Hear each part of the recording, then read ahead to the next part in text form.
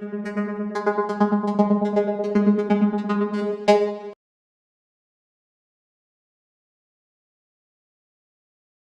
representing Artificio, where I'm the co-founder and CEO, and UTEC, where I'm a professor in Peru.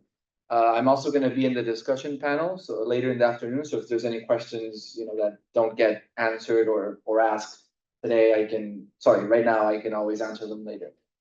Most of the work that I'm going to be talking about today is relevant to what we've been doing at Artificio. So I also thought I'd give everyone a hands up.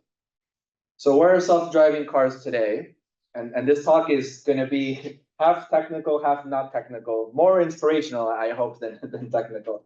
But I think all of us are really aware that self-driving cars somewhat exist. They can drive to a certain degree. This is a Tesla driving autonomously in a city in the US. I'm not sure where.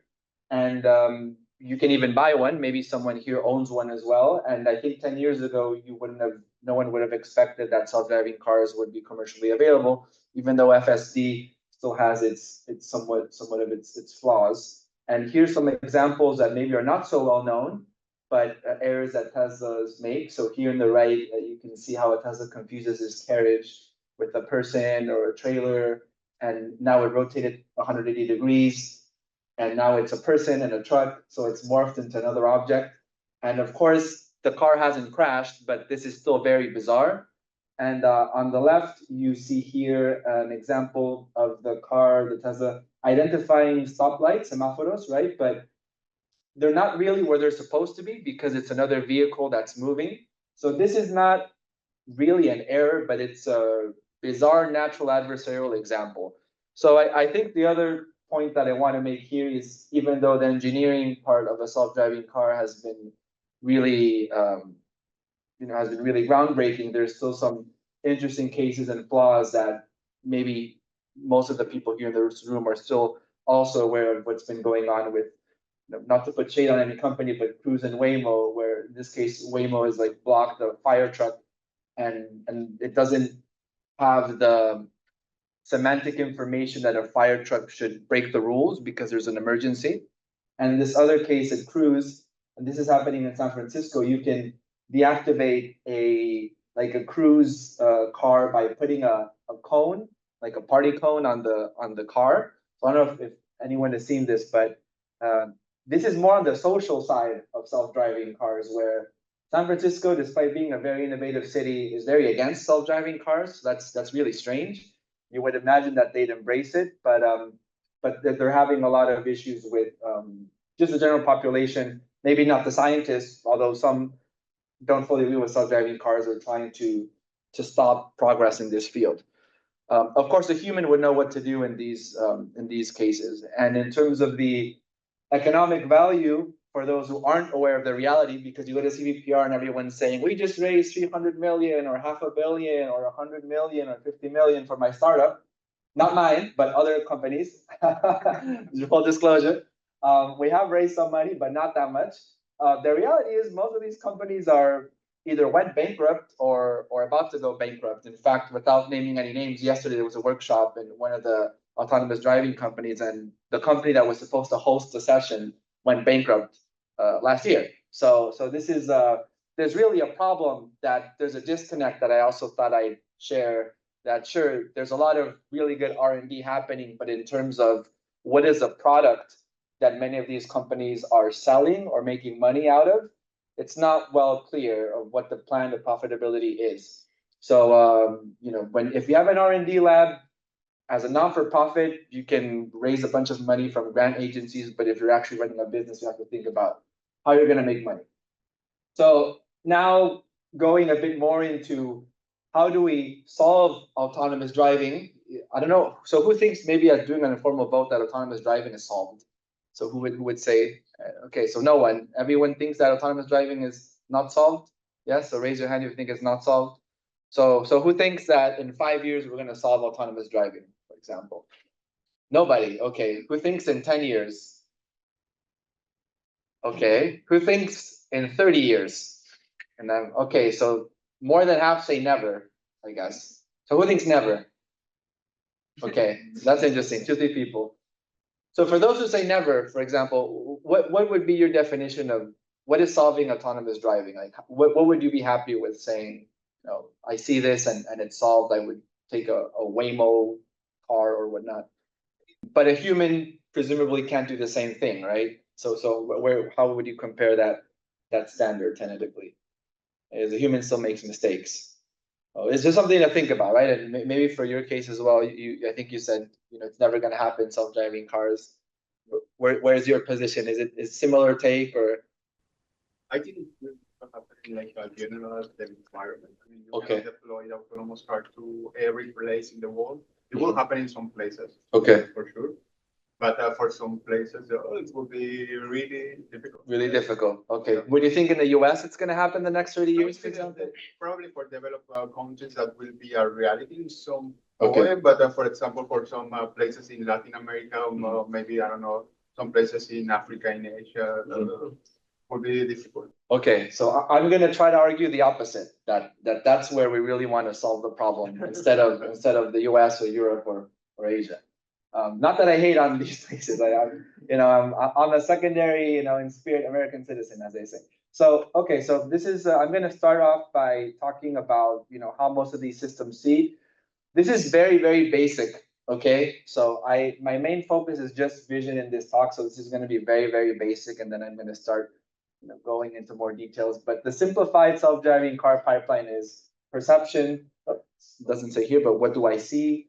Navigation, where am I going, and control, which is what action do I take. And there's most of the time these three blocks are either put in a serial way or in a parallel way, and each one of these blocks has its own problems and complications, right? Sometimes knowing what decision to make is extremely complicated, even if you have perfect information. Sometimes knowing how to get there is also extremely complicated because you want to be efficient and save gas. And sometimes perceiving is also really difficult. So again, each one of these blocks in this pipeline is a complicated problem per se. And there's a lot of arguments about training a system end to end, but in a very simplified way, this is self-driving in a nutshell. So for those who have not been going to CVPR, so presumably everyone here has been before, the current state of affairs in terms of real-time object detection and semantic segmentation and pose estimation is extremely advanced, right? You could do this with near perfect accuracy in real time. This is the Tectron 2. This is not something developed by us. This is an open source model that 10 years ago you would have said, oh, this is impossible, right? You would need a supercomputer to train it, which they did, in fact. But it runs pretty fast on a computer with a regular GPU on a laptop. So inference is relatively cheap, and it does it in a very precise way, even at the pixel level. So if you were someone like Elon Musk, you'd say, oh, yeah, you just saw your self-driving car from Tesla, and which is probably what he did, right? When he saw something like this. And because it's very exciting, right? You wouldn't have expected to see something like this 10 years ago, and the state of the art in computer vision is extremely advanced. However, as we already saw in previous talks, there's things like such as adversarial examples and out-of-distribution objects that I'm also going to be talking about in a bit. But the primer of, and these are some slides that I borrowed for a non-scientific audience, just to make things extremely simple, but so I'm sure this is redundant for many of you. But this is how generally the training pipeline goes for a CNN or any deep learning system where you have a data set, for example, of people and pedestrians. You define your loss, your architecture, your optimizer, and you tell the system to know what a pedestrian is. You would do the same for a car, for example. And ideally, at testing, if everything works right, you should be able to draw some sort of hyperplane for classification between defining and discriminating between what is a car and what a pedestrian, and so forth with a lot of classes, not just two, right? Of course, the real world is extremely more complicated. And I think this cartoon illustrates that point, where there's not just in Latam, but in the real world, there's stuff like a Cybertruck that doesn't really look like a car.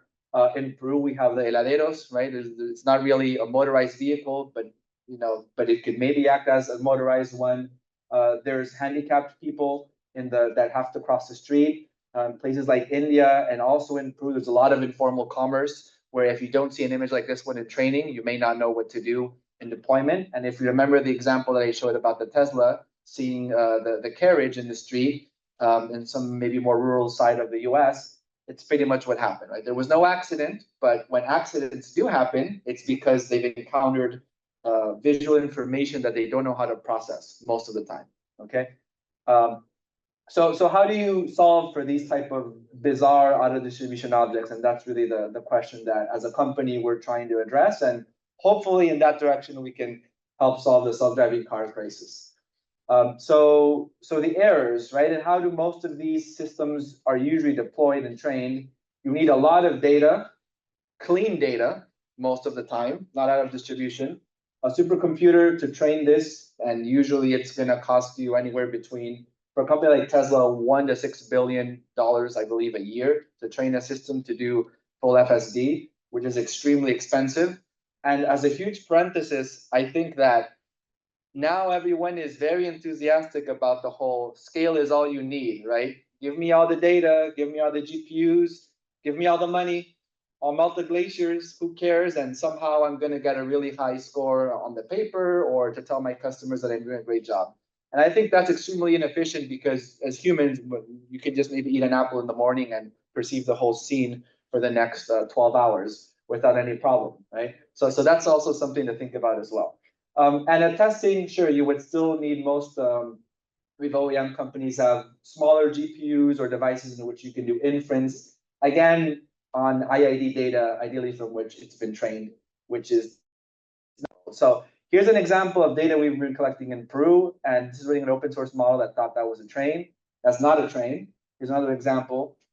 This is not a train, right? So this is just getting Meta's Detectron 2, running it on data that we've been just driving around different cities, both urban and rural in Peru. This is not a truck, this is a sign, right? So you'd be surprised that these systems without any sort of fine tuning can make these type of mistakes. Sure, and just to play the video one more time, in defense of many of these open source models for self-driving car companies are not open source, by the way, but we're trying to get there, is it is getting some other objects right? Bus, pedestrians, people, so it is getting those right. Car with high confidence, but then this bizarre case like truck 87, it doesn't really make sense. You can kind of see why it's somewhat it's a reasonable mistake, but it's. And now in lieu of reminiscing the earlier talk today by one of the students, I believe Ivan mentioned this about the adversarial images. This is still happening today. And this is an example, old school, from about 10 years ago from some students at MIT that 3D printed an adversarial turtle. And the computer thinks this is a rifle. And it's not a rifle, no matter how you see it. If you do, let me know, we're an experiment. But no matter how you see it for the general population, it's not a rifle, but the machine is, as Kitano Ronaldo would say, who's playing it, it is multiple. It is a rifle when it's not, right? And I was just speaking to Olga outside about the pros and cons about doing research in adversarial images, and I'm going to get back to this at the end of the talk. So what is an interesting opportunity for Latin America and places like Peru, for example? There's a lot of chaotic driving in Peru. This is not something I'm necessarily proud of, but there's bad drivers, there's bad pedestrians. We're ranked #2 in the world with the worst drivers. As of TomTom, this is a car going in reverse in the street. Like you do this in the US, you go to jail, or in Europe probably, you get your license revoked. So I'm really curious to see how in simulation, most of the current self-driving car companies that are operating either in the UK, in Europe, in Asia, or the US would react to this type of data. And I think here's where there's a lot of value to say, let's try to stress test most of the current models. Again, this is just an open source one that's not for self-driving, but for the ones that are, how would they perceive and interact and make a decision in these sort of environments? So getting data from, I don't know if someone here is from Thailand, but from Peru, for example, or Lebanon or Thailand would be like the naturally occurring adversarial examples where you really want to push the boundary of stress testing how a model would work on. And potentially you could do two things with this. You could train a model on this data, right? Or you could stress test a model that hasn't been trained on this data to see how it would behave or see. So this is a bit what we're proposing in terms of the strategy of the company, which is, let's not melt the glaciers and raise $500 million. Let's try to raise something less, like 50. Not just kidding. I'd say something like 3, something more reasonable, something more nuanced. And I'm also surprised why some of these companies raise too much money. But let's really focus not on the GPU and the processing power, and let's focus on the richness of the data to see how we can take advantage of that. in general, to be more efficient and at the level of representation, build something that's more robust.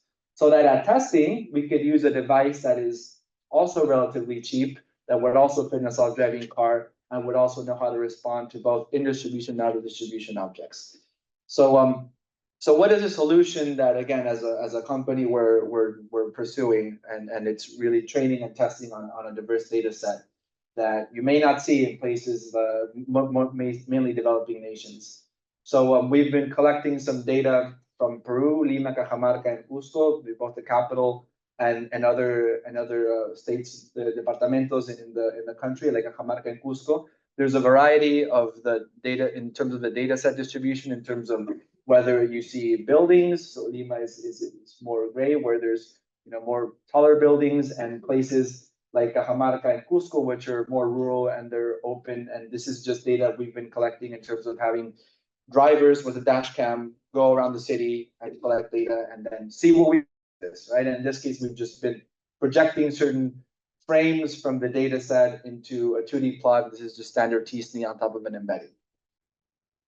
The reality as well of most of the problems that current self-driving car companies have in the developed world is, how do they know what an obstacle is? They sometimes call it debris.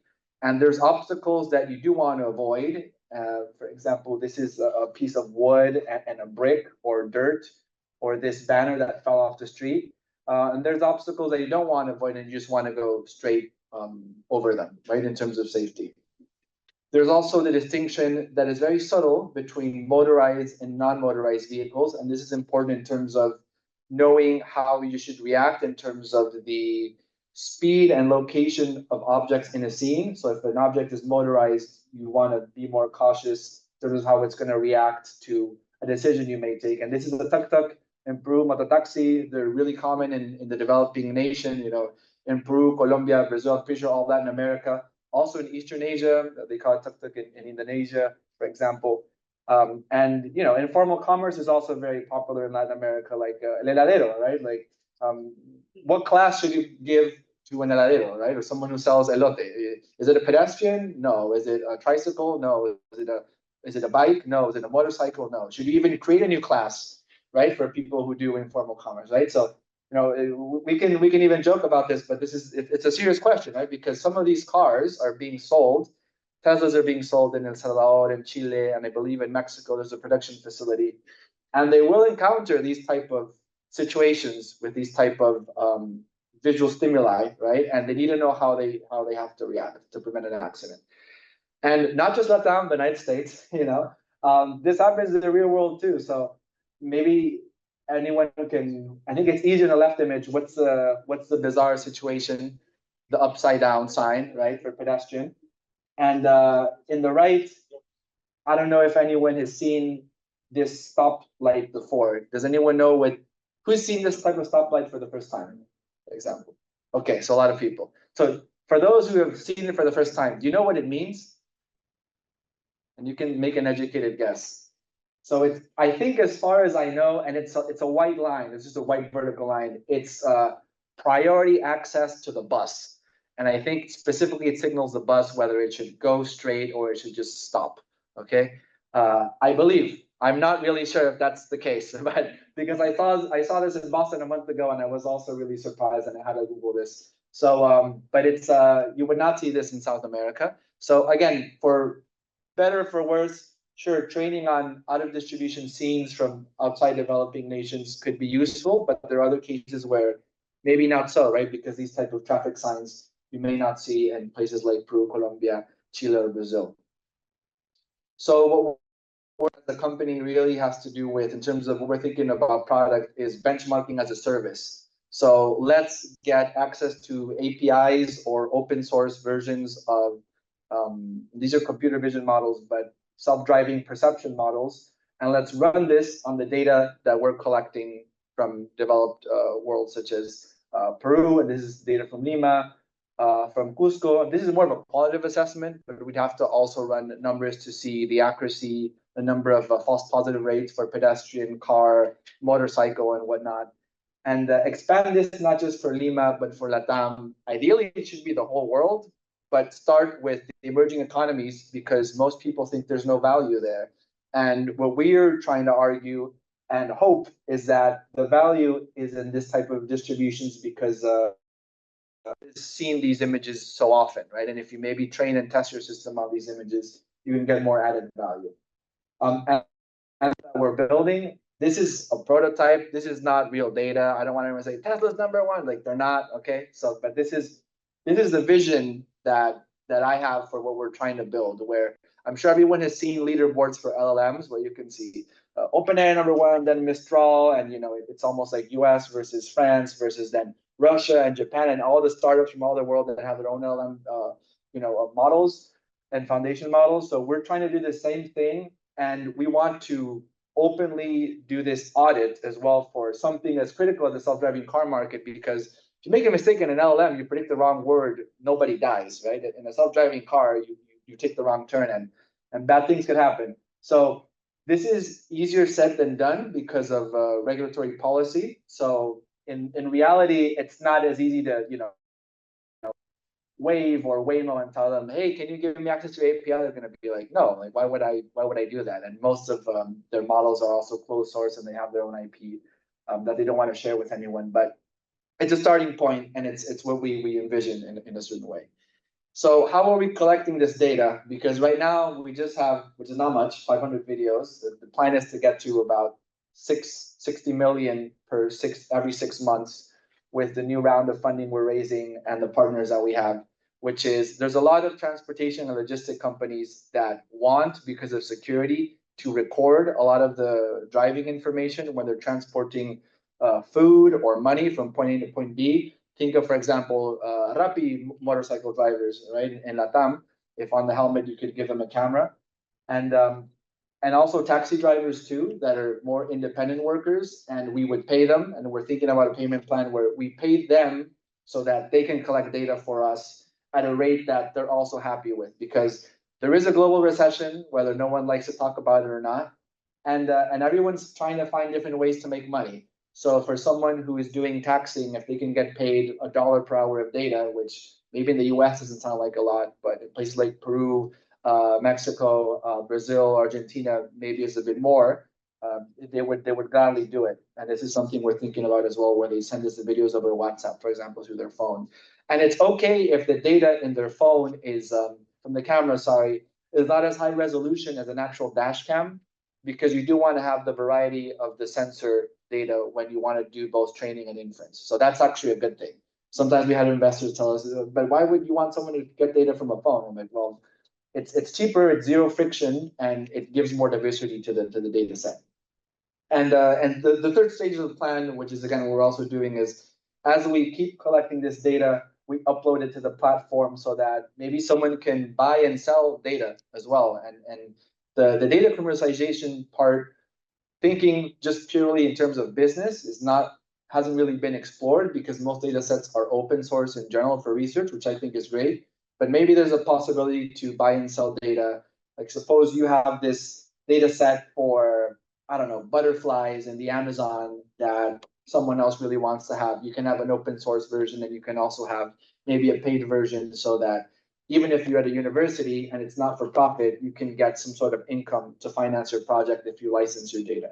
So again, that's nothing to do with self-driving, but it's something that we're thinking about too. So some other announcements, because I realize I only have 5 more minutes left, is for those who are interested in this type of direction, there's a workshop we're hosting at ECCV that's called ROAM, for Robust Auto Distribution and Multimodal Models for Autonomous Driving.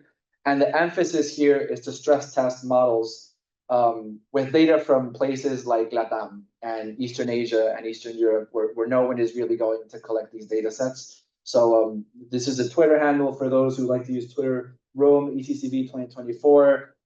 We're looking for people who can submit papers, who want to review. If someone who wants to talk and give one of the keynotes about this subject and is working on this, please also let us know. We're trying to make it in person. So you'd have to fly to Milan, Italy, and we'll try to find a way maybe to fly you out there too. But this is also an exciting partnership between the university, something that's not for profit, and the startup that is for profit. So I think there's a opportunity in general for what we're doing there.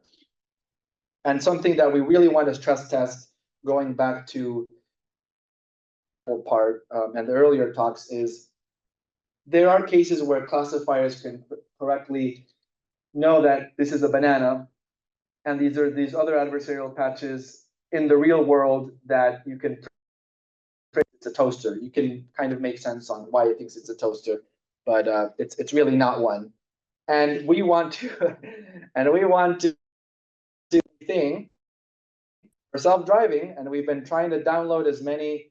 This is again not a self-driving car. This is just not even a car. This is driving around, printing an actual adversarial quote unquote image and seeing how a system like, and it's actually a bit disappointing. Here I have to, it should say fail. Okay, failed. This is a failed adversarial test. But this is so you have an idea of what we're doing. Like we really want to make the system think that this is a car or a person when it's clearly not. Okay. If someone, by the way, is doing research in adversarial objects, do please let us know, because we really want to most of the models that we're doing this, testing this on. This is a simulated example, so not an actual printed one, but one of one of the co-founders in the company, generated this adversarial image that is supposed to confuse the surrounding class for it to not think it's a pedestrian, a car, or any other object. So if it's on top of the car, it should make the system think it's not a car anymore, but it still works. So the adversarial attack is failed in this sense too. But we really want to push the envelope to make it, in this case, product kind is not really one. Think that this is a person, for example, when it's really not. Okay, so again, these are failed tests, but it's things that we're thinking about doing in the actual physical world. Okay, and this is do not going crazy and just putting a bunch of images and saying, okay, let's really make sure the Tectron and YOLO fails, but they actually still do a pretty good job. So this was kind of a bit disappointing, because when you see adversarial research papers, you can always see how the system makes a mistake, but when you put it in the real world or run it through another model, it's not cross transferable. So it's something. So just to wrap things up, there's we have our first baby steps are of our own, like foundation model is a word I don't like to use, but I've been seeing everyone use this. Because it's like, everyone uses self-driving. Oh, we raised $200 million foundation model. All right, here's the money, right? So, so take this with a grain of salt. It's not really a foundation model. We don't have whatever billions of or millions of dollars of funding or images, but we're trying to do the opposite, right? Foundation model with fewer GPUs, little amount of data, and let's see what we can get. Okay, so this was a one-man, as they say in Transformers, a one-man effort, mainly done by William Berrios. He actually gave a talk, I think, at LXAI at NeurIPS 2 years ago about the model we developed, where the question we're trying to answer is, are transformer models good models of the human visual cortex? So we want to create an in silico model of the visual cortex, so how a human actually processes visual images, and put that in the next generation of self-driving car models. Okay, so there was this competition called the Brain Score competition that MIT hosted about 2 years ago, where you declare your own computer vision model, a transformer, CNN, anything, and you're going to cross-reference the representations of the model with actual neurophysiological data recorded from a monkey. Okay, from a monkey when it sees the same images. So ideally, if you have a model that sees like a monkey, which a monkey has similar representations than a human, these correlation scores should be 1. Okay, so you're not just predicting banana, banana, human, human, monkey, monkey, cat, cat, but the internal representations in the network should be matched with actual neural physiology. And in the interest of time, this is a model that we work with William. So we used a regular cross VAT, did some adversarial training as well, and we put in rotational invariance. So we used a pre-existing model and fine-tuned in a particular way. And the long story short is that William got like 3rd out of 200 people, and he was just working on this by himself.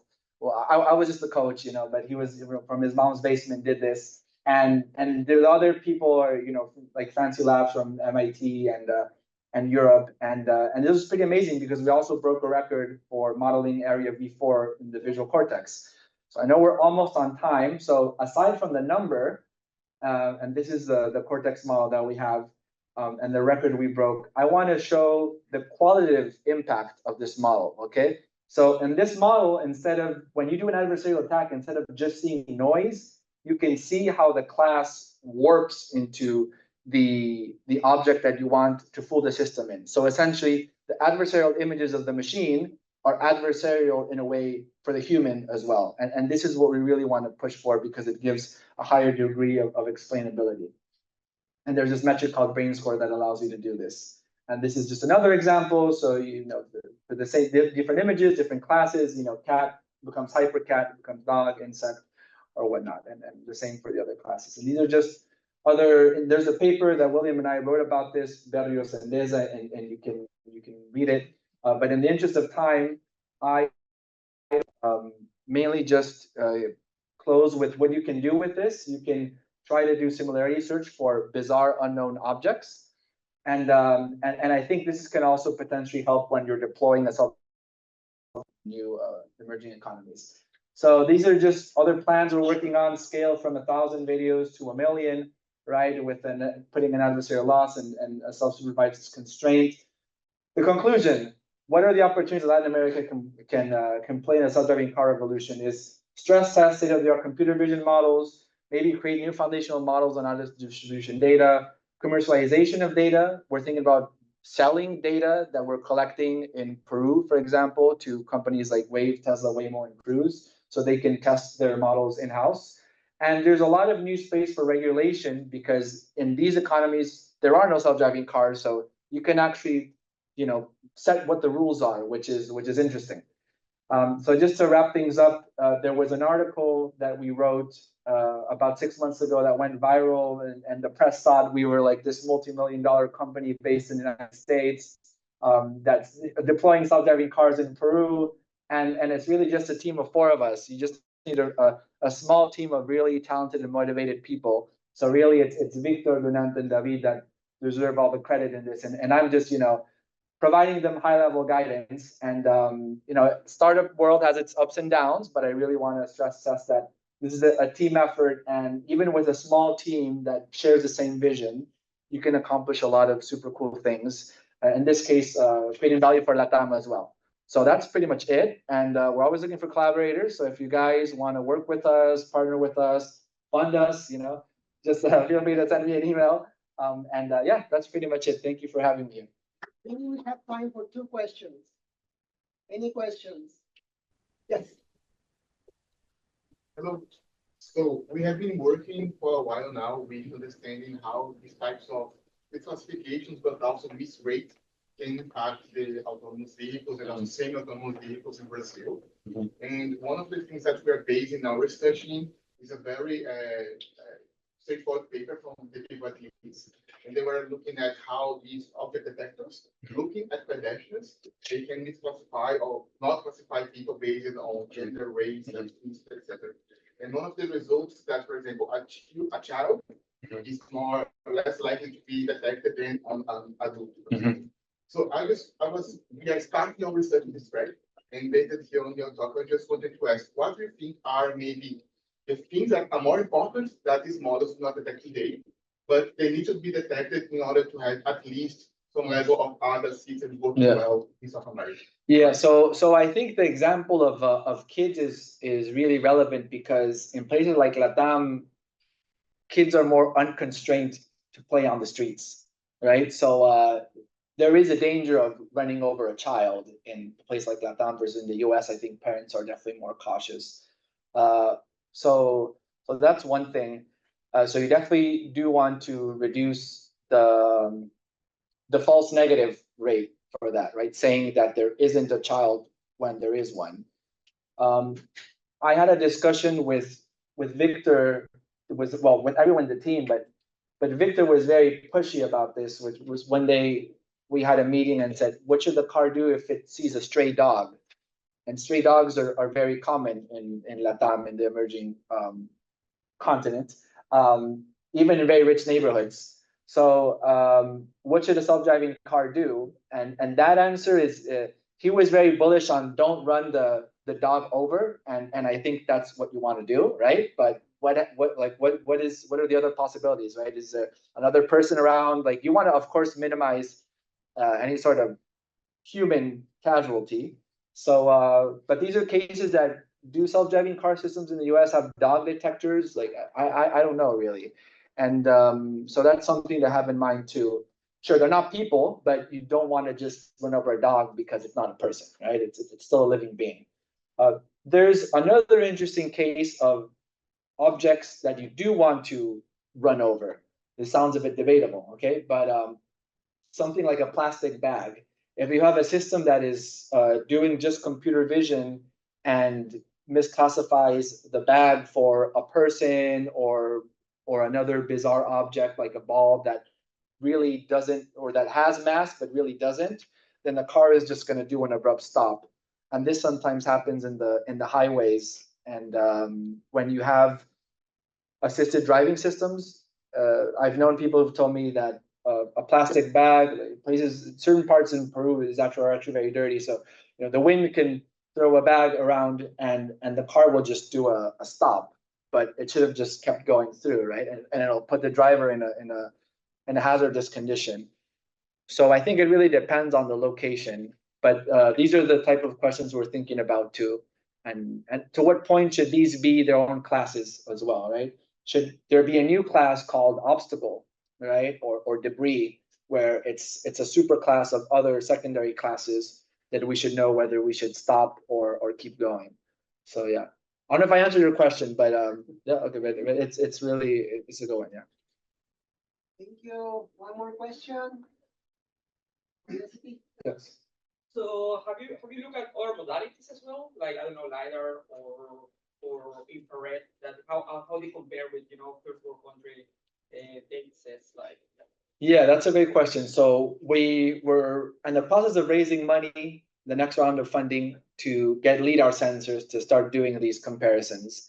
I really don't know. So but I think it's really exciting. The reason why we're really going strong with vision is because vision is easily scalable in terms of a business side of thing, right? You just need a phone, a dash cam. You can even buy companies' cameras and tell them, pay me $30 a month and this is your insurance. And just cost $30, and the camera maybe costs not more than 50 or 100, but LiDAR sensors are at least $5,000, right? So that's where things get a bit complicated. But it's something we're thinking about doing. I also don't know how in the future companies are going to value LiDAR versus just pure vision-based systems. But I do think, as much as I'm a fan of computer vision, given my background, and I really don't know nothing about LiDAR, that I think you still will need systems that have LiDAR and radar and ultrasound to have sensory redundancy reduction across all modalities, right? And I don't know who's seen what Wave has been doing, but they've been doing some interesting stuff too, where they're trying to use now like LLM models to tell the self-driving car what to do based on language, as if it was like this co-pilot agent. So testing those systems on this data, I think would be interesting. Yeah. Thank you very Okay, much. thank you. Thank you,